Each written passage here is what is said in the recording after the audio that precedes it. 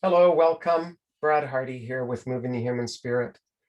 I wanted to take an opportunity today to actually speak to you about client referral. I find it to be one of the most important conversations that we have in trauma-informed coaching. That question around when, why, and how to actually refer clients. And of course, it's important within the trauma-informed lens itself.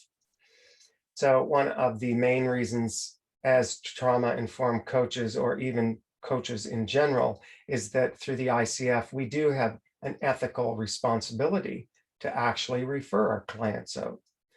Given that we are non-clinical, we do not treat, nor do we diagnose clients.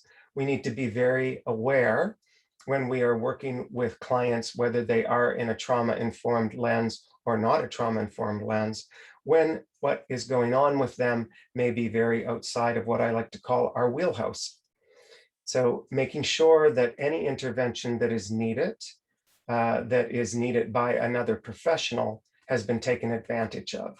And remembering that the intervention does also help with the process of the client getting to that solution focused place, but also can save lives in most extreme situations.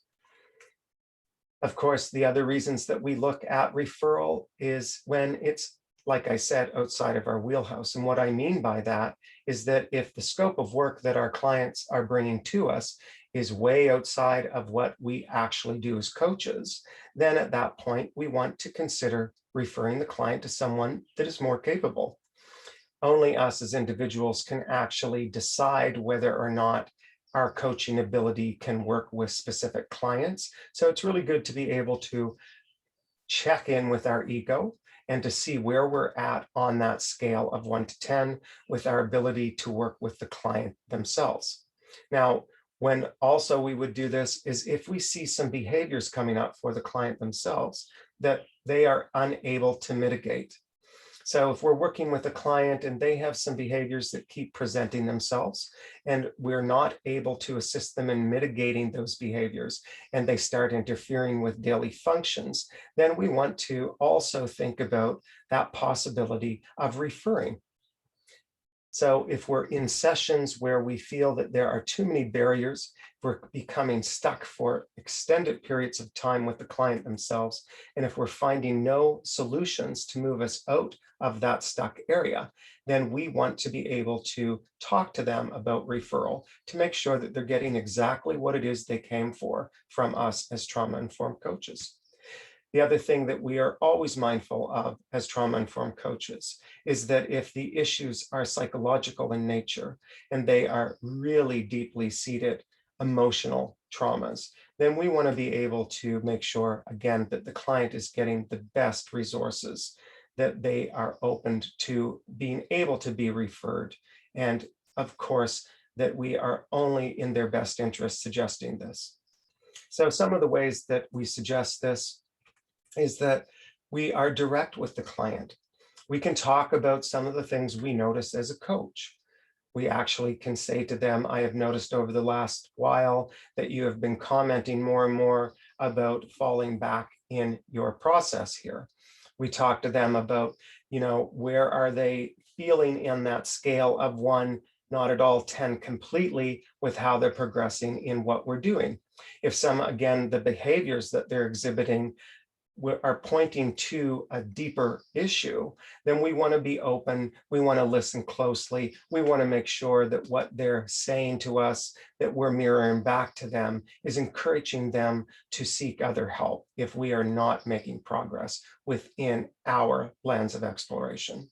So the other thing we want to do with them is actually be able to speak about other therapy and other modalities as being quite normal in the process of trauma healing.